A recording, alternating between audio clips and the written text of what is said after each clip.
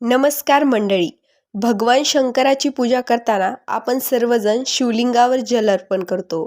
पण तुम्हाला माहीत आहे का, शास्त्रानुसार जल अर्पण करण्याची एक विशिष्ट पद्धत आहे. जर आपण योग्य पद्धतीने अभिषेक केला तर त्याचे फळ आपल्याला लवकर मिळते. आजच्या व्हिडिओमध्ये आपण हेच जाणून घेणार आहोत. चला तर मग सुरू करूयात आजच्या व्हिडिओला. सर्वात आधी लक्षात घ्या तुमची दिशा. तुम्ही कोणत्या दिशेला बसावं. तर शिवलिंगावर जल अर्पण करताना तुमचं तोंड कधीही पूर्व, पश्चिम किंवा दक्षिण दिशेला नसावं. जल अर्पण करताना नेहमी उत्तर दिशेकडे तोंड करूनच उभे राहावे किंवा बसावे.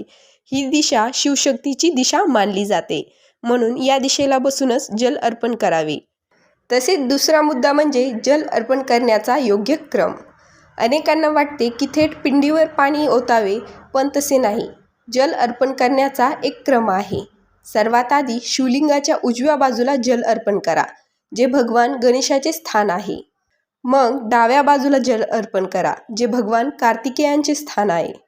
त्यानंतर मध्यभागी असलेल्या जागी जल अर्पण करा, ते अशोक सुंदरीचे स्थान आहे. आणि नंतर शिवलिंगाच्या चौकोन जल अर्पण करा, जे माता पार्वतीचं हस्तकमल आहे. आणि शेवटी शिवलिंगाच्या मुख्य भागावर म्हणजे पिंडीवर जल अर्पण करावे. ही जल अर्पण करण्याची योग्य पद्धत आहे. तसेच पूजा करताना आपण ज्या पात्राने जल अर्पण करतो त्या पात्राची निवडही महत्त्वाची आहे. पूजा करताना पात्राला खूप महत्त्व असते. पाणी अर्पण करण्यासाठी तांब्याचे पात्र हे सर्वोत्तम मानले जाते. पण लक्षात ठेवा, जर तुम्ही दूध अर्पण करणार असाल तर तांब्याचे पात्र वापरू नका. दुधासाठी चांदी किंवा स्टीलचे पात्रच वापरावे. पाणी अर्पण करताना ते घाईघाईने किंवा जोरात ओतू नये. पाण्याची धार एकदम बारीक आणि अखंड असावी. अभिषेक करताना शांत चित्ताने ओम नमः शिवाय या मंत्राचा जप करत करावा. काही गोष्टींची काळजी नक्की घ्यावी, जसं की अभिषेक करताना शक्यतो बसून करावा. शिवलिंगाची प्रदक्षिणा करताना कधीही सोमसूत्र म्हणजेच पाणी बाहेर जाण्याची जी जागा असते ती ओलांडू नका. नेहमी अर्धीच प्रदक्षिणा घालावी. तर मंडळी, ही होती शिवलिंगावर जल अर्पण करण्याची शास्त्रोक्त पद्धत.